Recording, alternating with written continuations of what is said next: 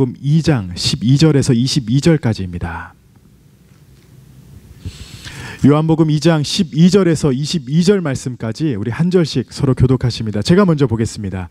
그 후에 예수께서 그 어머니와 형제들과 제자들과 함께 가버나움으로 내려가셨으나 거기에 여러 날 계시지는 아니하시니라.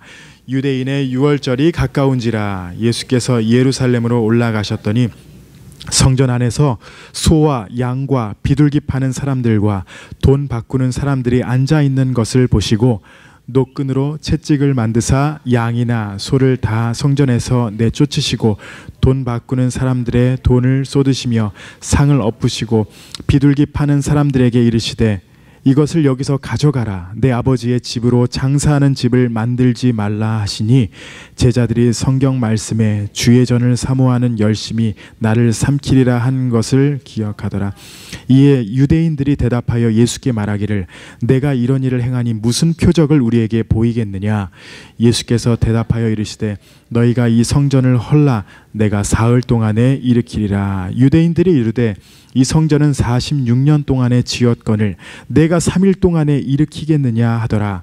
그러나 예수는 성전된 자기 육체를 가리켜 말씀하신 것이라. 같이 봅니다. 죽은 자 가운데서 살아나신 후에야 제자들이 이 말씀을 하신 것을 기억하고 성경과 예수께서 하신 말씀을 믿었더라. 아멘. 아멘. 미국에 있는 한 학교에서 박사학위를 불법으로 팔아서 한국에서 큰 뉴스거리가 된 적이 있었습니다. 미국에서 일어난 일인데 왜 한국에서 큰 이슈가 되었냐면요, 다름 아니라 미국이었지만 한국 사람들 중심으로 이 일이 일어났기 때문입니다.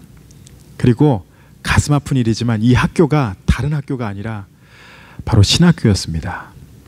그리고 이 박사학위를 구입한 분들은 목사님들이었고 사역자였습니다. 여러분들 이런 교회 그리고 목사님의 안 좋은 일들이 일어나는 것을 들으시면은 어떠한 마음이 드십니까? 막 화가 나죠. 저도 굉장히 부끄럽고 화가 나고 어떻게 해야 될지 모르는 그런 마음이었습니다. 노진중 목사님께서 이러한 간증을 하시는 것을 제가 들었습니다. 어느 한 연합 집회 때 기도 순서를 맡으셔서 가셨는데 그 부흥회 강사로 오신 목사님이 설교를 이런 내용을 하셨습니다.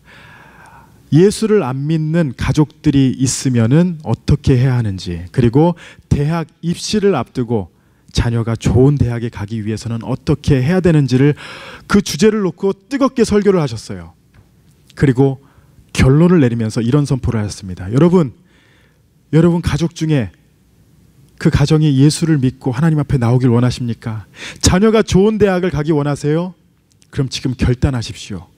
지금 2,000불을 헌금하십시오. 노진준 목사님이 너무 화가 나가지고 꾹 참으시다가 그때는 말을 안 하셨지만 집에 돌아오셔서 칼럼을 하나 쓰셔서 그 다음날 일반 신문에 내셨다라고 합니다. 그리고 뭐라고 하셨냐면은 지금 이 교회의 모습이 500년 전에 면죄부를 팔았던 로마 카톨릭과 무엇이 다른가? 누군가를 예수 믿게 하기 위해서 하나님께서 2,000불을 요구하시는가? 내 자식이 대학교를 들어가기 위해서 하나님께서 우리에게 2,000불을 요구하시는 하나님이신가? 참 마음이 아팠다라고 합니다. 여러분 이런 교회와 목사님의 모습을 보시면은 어떠한 마음이 드십니까? 솔직히 욕부터 하고 싶죠.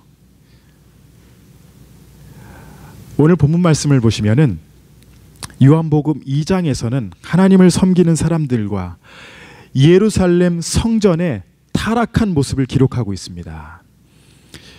예수님께서 예루살렘 성전에 올라가실 때는 유월절이라고 기록합니다. 그 당시에 유월절이 되면은 예루살렘 그 도시 중심으로 20마일 내에 있는 유대인들은요 다 예루살렘 성전에 가서 하나님께 영광 돌리고 제사를 지냈습니다. 그런데 20마일 내에 있던 사람들 뿐만이 아니라 유대인이라면 하나님 앞에 나아가고 싶어서 멀리서도 왔어요. 성경에는 기록되어 있지 않지만 역사책을 보면요 그 당시에 유월절에 예루살렘 성전에 모였던 사람들의 수가 많을 때는 220만 명이 넘었다라고 합니다. 그 작은 도시에 성전에는 한꺼번에 들어가지 못하지만 220만 명이 다 들어가서 뭔가를 하니까요, 어마어마했던 그런 일들이 일어났다고 합니다. 그런데 상상해 보세요. 그 많은 사람들이 한꺼번에 제사를 드리려고 하고 한꺼번에 몰려드니까 성전에서는 무엇을 하기 시작했냐? 제사를 돕고 예배를 돕기 위해서 여러 가지 일들을 준비했습니다. 처음에는 좋은 시도를 한 것이에요.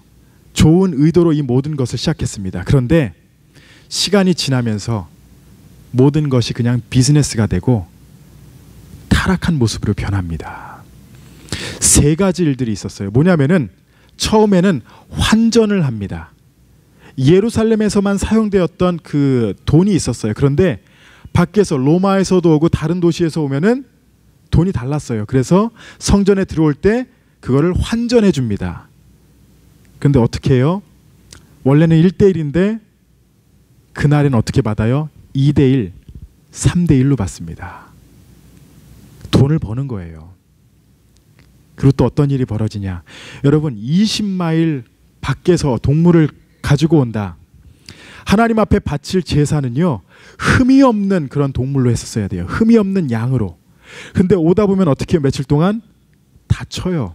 더러워져요. 가지고 나와서 딱 갖고 왔는데 제사장이 이거 안 돼요. 그러면 그거 못 드려요. 다시 사야 됩니다. 그래서 어떻게 했냐? 차라리 그렇게 갖고 와서 못할 거 거기서 사가지고 제사를 드리기 시작합니다. 그런데 원래는 100불 하던 양이 그날만 되면 1600불이에요. 16배나 비싸게 팔았다라고 합니다. 성전이 돈을 벌기 시작해요. 그리고 성전에 들어가기 위해서 입장료를 내야 되는데 입장료를 처음에는 냈습니다. 그 성전을 위해서 냈어요. 그런데 점점 가격이 올라가면서 어떻게 냈냐?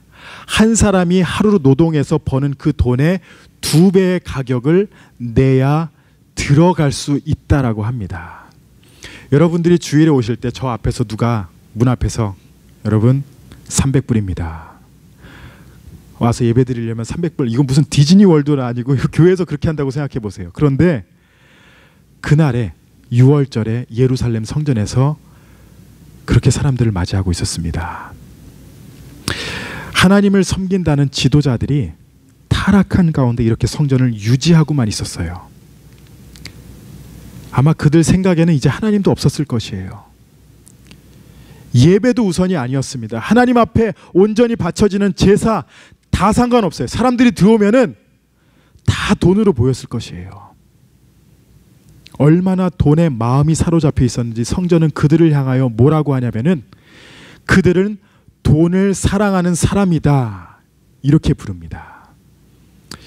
예수님은 이렇게 타락한 성전에 들어가서 그들의 모습을 보시면서 분노하시고 채찍을 드셨습니다. 오늘 이 말씀을 통해서 더럽혀진 성전을 예수님께서 어떻게 정결케 하셨는지 같이 돌아보기 원합니다. 그리고 또 성전, 교회라고 하면 이 건물을 우리가 많이 생각하는데 지금 이 시대의 성전은요 바로 나예요. 내가 성전입니다. 여러분 개개인이 성전이에요. 우리 성전에게 하나님께서 무엇을 원하시고 어떻게 거룩하고 정결케 되기를 원하시는지 같이 깨닫고 하나님 앞에 영광 돌리는 귀한 시간이 되시기를 바랍니다. 첫 번째로 예수님은 타락한 성전을 보시고 분노하셨습니다. 성경을 보시면은 특히 복음서를 보시면은 예수님의 온유하시고 인자하시고 사랑 많으신 그 모습을 기록합니다. 우리가 죄를 지어도 용서하시고 받아주시는 그런 하나님의 모습. 그런데 우리가 그것만을 주장한다면요 하나님의 모습, 예수님을 올바로 아는 것이 아닙니다. 하나님의 양면성을 잘 알아야 돼요. 사랑의 하나님이시지만 우리가 정결케 되고 거룩하게 되길 원하시는 그런 하나님이십니다. 그리고 하나님은 항상 용서하시지만 우리의 죄를 지적하시며 징계하시는 하나님이세요. 그리고 하나님의 품은 언제나 열려 있지만 때로는 죄 때문에 마음을 닫아버리시고 우리를 멀리하시는 그런 하나님이십니다. 예수님의 공생의 모습을 보면요, 예수님의 감정을 기록하고 있지 않습니다. 예수님이 웃으셨다라는 그 기록이 몇 번 있죠? 단 한 번도 없습니다. 예수님이 눈물을 흘리셨다라는 그런 기록이 몇 번 있습니까? 딱 한 번 있어요. 그것도 성경에서 가장 짧은 구절이 바로 예수님께서 우셨다라는 거예요.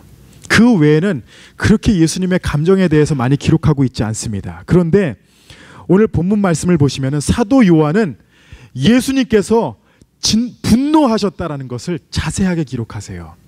14절에서 16절 말씀 다시 한번 읽겠습니다. 성전 안에서 소와 양과 비둘기 파는 사람들과 돈 바꾸는 사람들이 앉아 있는 것을 보시고 노끈으로 채찍을 만드사 양이나 소를 다 성전에서 내쫓으시고 돈 바꾸는 사람들의 돈을 쏟으시며 상을 엎으시고 비둘기 파는 사람들에게 이르시되 이것을 여기서 가져가라. 내 아버지의 집으로 장사하는 집을 만들지 말라 하시니.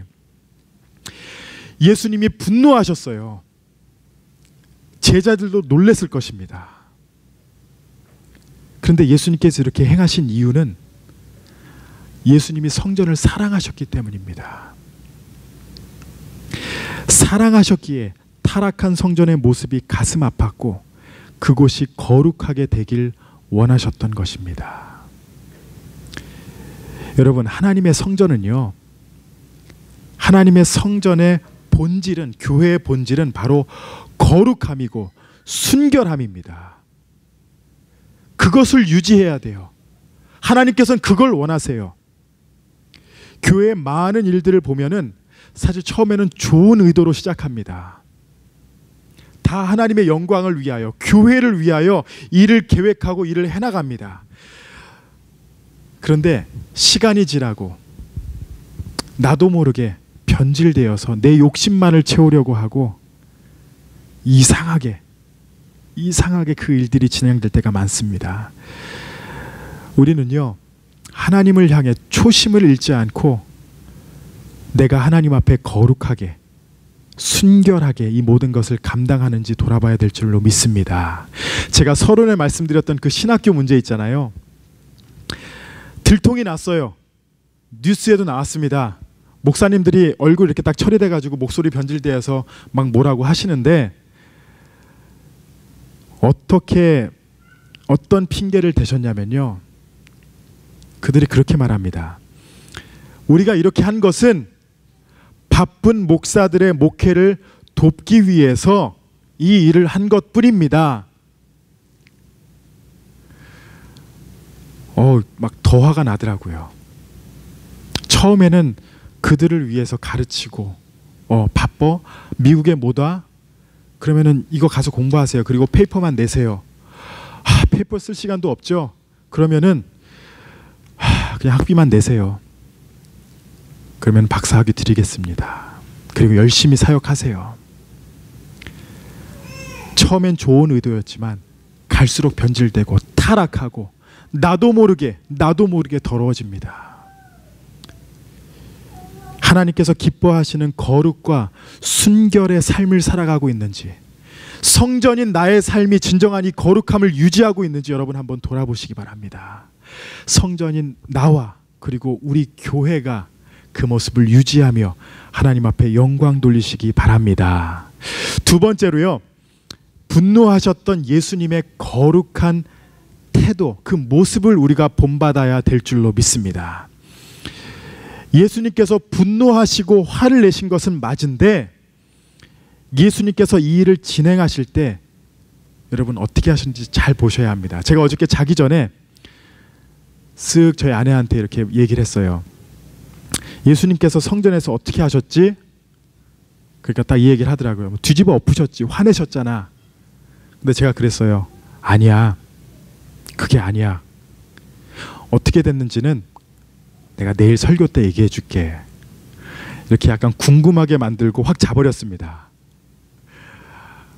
coming soon 뭐 이런 식이죠. 영화에서 보면은. 오늘 이 말씀을 잘 보시면요, 예수님께서 죽어 하고 다 뒤집어 엎는 그런 모습이 아니었어요. 그냥 막 미워서 막 때리고 뒤집어 엎고 쫓아내고. 근데 말씀을 한번 잘 보시기 바랍니다. 15절, 16절 말씀을 제가 읽어볼게요. 노끈으로 채찍을 만드사 양이나 소를 다 성전에서 내쫓으시고 돈 바꾸는 사람들의 돈을 쏟으시며 상을 엎으셨어요. 비둘기 파는 사람들에게 이르시되 이것을 여기서 가져가라. 내 아버지의 집으로 장사하는 집을 만들지 말라 하시니. 이 두 절을 잘 보시면요, 예수님은 소와 양, 비둘기 파는 것을 비난하지는 않으셨어요.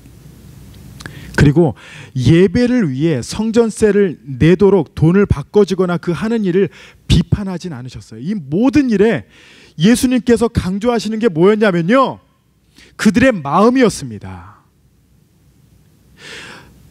노끈으로 채찍을 만들어서 양과 소들을 내쫓으셨어요. 돈을 바꿔주던 그 탁자를 엎어버리셨습니다. 그런데 예수님은요, 사람을 치지 않으셨습니다.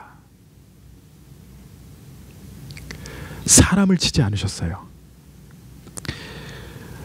우리가 흔히 하나님의 일을 한다 하면서 뭔가 날 건들면은 어떠한 반응이 일어나요? 사람을 칩니다. 제가 말씀드리는 것은 손으로 친다라는 게 아니라 내가 말로 저 사람을 어떻게든 한번 확 뒤집어 놔야지 하는 그 마음이 생길 때가 있어요. 하나님의 일을 잘 감당하기 위해서 내가 일을 위해서 때로는 저 사람에게 상처를 줄 때가 있고 도덕적으로 수치심을 안겨줄 때가 있습니다. 그런데 예수님이 성전에서 잘못된 것을 바로잡으시고 지적하실 때 사람을 치지 않으셨어요. 사람을 치지 않으셨습니다. 그런데 우리는 많은 경우에 하나님의 일이라 하면서 내 감정이 앞서서 누구를 쳐요? 사람만 칩니다. 또 한 가지 더 보시면요, 예수님의 모습 가운데에 비둘기 파는 자들은, 소와 양은 내쫓으셨지만 비둘기 파는 자들에게는 야, 가지고 나가. 비둘기를 날려보내시지 않으셨어요. 왜냐? 소와 양은 가서 잡으면 되지만 비둘기는 날아가면요, 그 사람들은 그걸로 어떻게 할 수가 없습니다. 가난한 사람들이 그것을 사실 팔고 있었던 것이에요.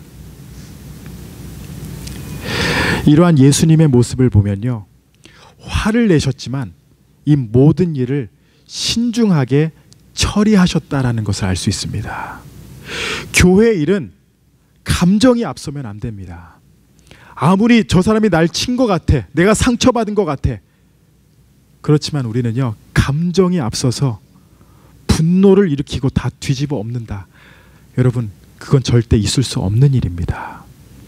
기도하는 가운데에 내가 이 일을 하나님의 뜻 안에서 어떻게 정결하게 거룩하게 해나가야 하는가, 그것을 돌아봐야 될 줄로 믿습니다. 한국의 뉴스를 보면은 좀 마음이 아파요.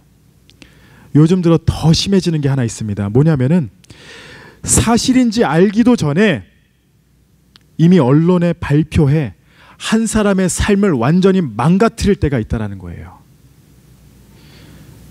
나중에 진실을 알게 되어서 이 사람이 무죄라고 판결을 받았지만 언론에서 너무 막 나가서 그 가정이 다 무너졌습니다. 그 사람의 인생이 완전히 바닥을 치고 있어요. 다시 그 일을 할 수 없는 그 상황까지 한 사람을 완전히 망가뜨릴 때가 있습니다. 그리고 그 이후에 언론과 사회는 그 벌어진 일에 대해서 책임을 지지 않아요. 책임을 지지 않아요. 사람들이 화를 내고 분노할 때 신중하지 못할 때가 있습니다. 그런데 예수님께서는 이 성전의 타락함 앞에서도 신중하게 처리하셨습니다. 어떤 분들은 교회에서 화를 낼 때 예수님의 이 모습을, 예수님도 그러셨잖아 막 그러면서 막 화를 내시는 분도 있어요. 잘못됐으니까 바로 잡아야 되지. 근데 예수님은 신중하셨어요. 그리고 감정이 앞서지 않으셨습니다. 그리고 잘못한 사람들의 인격도 소중하게 다루며 일을 진행하신 것입니다. 누군가의 잘못을 발견하거나 교회의 타락함을 봤을 때 다른 무엇보다도 예수님의 모습을 기억하시기 바랍니다. 화를 내고 분노가 생길 수 있지만 그 가운데 예수님께서는 어떻게 하셨는지, 만약에 예수님께서 이 자리에 계셨더라면 어떻게 말씀하시고 행동하셨을까? 그것을 언제나 기억하며 한번 나타내 보세요. 분명히 하나님께서 역사하십니다. 그리고 옳은 길로 여러분들 인도하실 줄 믿습니다. 여러분, 당연히 힘들어요. 내가 어떻게 그렇게 할 수 있지? 힘든 거 압니다. 그러나 진리를 위해서 우리의 감정이 앞서지 않고 예수님의 마음을 바라보며 헤아릴 때는요, 하나님께서 여러분들을 인도하십니다. 나는 힘들지만, 나는 부족하지만 예수님께서 살아 역사하실 줄로 믿습니다. 마지막으로 하나님은 우리가 온전한 예배자가 되기를 원하십니다. 여러분, 주보를 한번 보세요. 설교 제목이 뭡니까? 주보를 한번 보시고 설교 제목을 읽어보시겠습니다. 한번 앞을 보시고 다 같이 읽어보십니다. 오늘 왜 교회에 오셨습니까? 저는 설교를 준비하고 그 다음에 제목을 정합니다. 거의 모든 목사님이 그렇게 하세요. 설교를 준비하고 딱 읽는데 저에게 이 질문을 하고 싶더라고요. 나는 왜 교회에 갈까? 왜 교회 가서 나는 목사라서 설교를 하지만 나는 어떠한 마음으로 교회에 나가고 있을까? 무엇을 기대하고 있는가? 며칠 전에 페이스북을 통해서 어느 한 동영상을 봤습니다.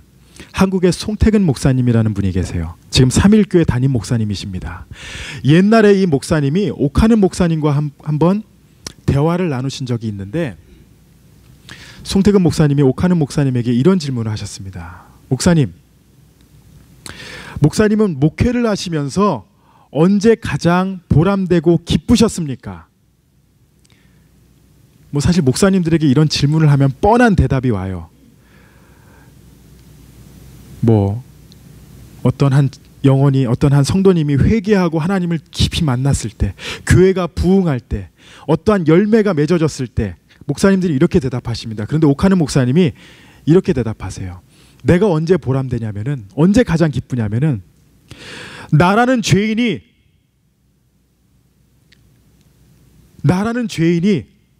하나님을 만나서 이제는 죄인의 삶이 아닌 하나님 쪽으로 옮겨져서 내가 감히 하나님의 말씀을 전한다고 하는 사실을 다시 한번 깨달았을 때 그 자체가 너무나도 보람되고 기쁩니다. 옥하는 목사님 말씀은 무엇이냐면요, 어떠한 일로 기뻐하는 것이 아니라, 교회의 어떠한 사건이라 다른 어떤 것으로 기뻐하는 것이 아니라, 아무리 대형교회 목사지만 나라는 사람, 그 존재 하나가 하나님 앞에서 어떻게 살고 있는가, 얼마나 큰 은혜를 누리며 살고 있는가를 깨달았을 때 기쁘고 감사하다라는 그 고백을 하신 것입니다.